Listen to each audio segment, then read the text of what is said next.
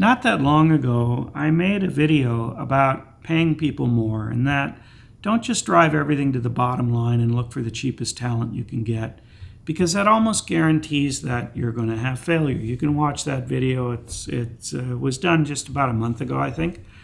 But then somebody asked the question, well, what if you can't pay people more? And I've had that very, very same problem myself, and I'll tell you what I did. So when we had the business Cravings, it was a food delivery business in the 80s. We couldn't pay much more than minimum wage. We always tried to pay as much as we could, but it wasn't very high pay at the time. So what we did was, it was a solution that our manager had come up with, and I was very young. I was still in my late 20s at the time. And he said, it isn't always about pay. If you make the job fun enough, people will be there even for no pay sometimes, which is not what our goal was. And he said, but you want to make sure that the job is super fun and that you want to build a community and a family within the business. And so that's exactly what we did. So we had certain nights when we had pizza together, where we took our employees bowling, where we did things to, in essence, build a community within the company. I recommend doing that stuff anyway, even if you have the means in which to pay people well. But it was the sense of community, and it was the sense of purpose and the intention that we put into our employees that made them stay when we couldn't pay them more. So we were extremely grateful for them being there, and we did everything we could think of to make it worth their while. It meant sometimes that we would group purchase movie tickets to do things. We would go away for the day. We would do all kinds of stuff, and we would set goals with the employees. If we hit certain targets, we would all go do something together, and they would often pick what they wanted to do as a group. There were so many benefits by doing it. One is we got to know our employees as people. They got to know each other, and they built lifelong friendships that to this day are still intact. And it allowed us a path in which to help people grow their careers. We heard the stories about what mattered to them and where they wanted to take their lives. We took a genuine interest in it. That's also how we won the #1 best place to work at a company, was we gave a shit. We weren't out to win an award. It was our PR firm that said, you guys run this business extremely well. Your employees are having a great time. They love working here. We've interviewed them. Why not apply for an award? And we won the #1 best place to work. But that was a byproduct of what we were already doing.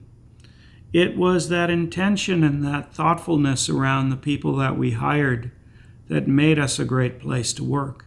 It was less about pay. And I still believe everything I said about paying people more and looking for the highest quality people you can get. But I miss talking about the other components, and that is creating this incredible environment where people can thrive and where they love being there every day.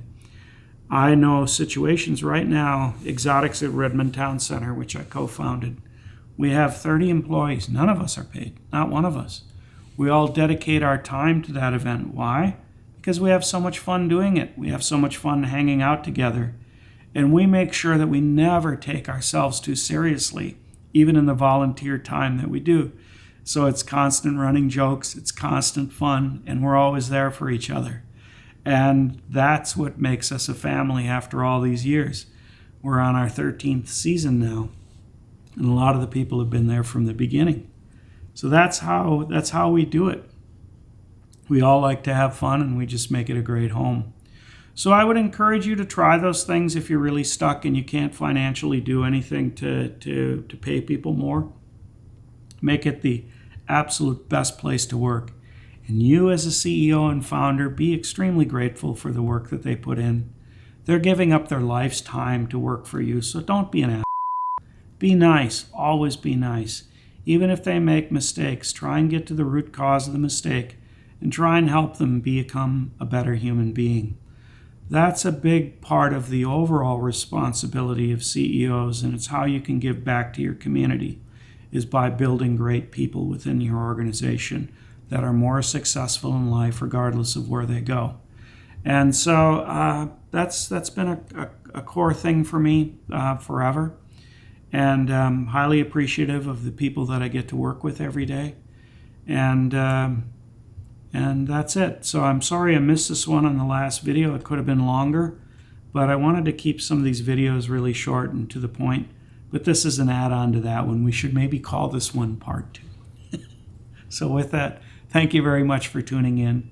Don't forget to hit the subscribe button and tell people about what we're doing.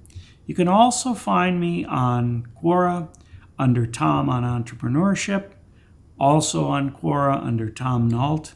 We have our Middlerock website where we write a lot of our own content and we share what we know. Also on tomnault.com, I write about other stuff other than business. And so you can find us in any of those places. We love it when you write to us. We love it when you ask questions on Quora. That's been a big part of us. And so anything that you want to know, we're happy to find an answer for and share with you. And so with that, thank you very much for tuning in. And until next time, bye.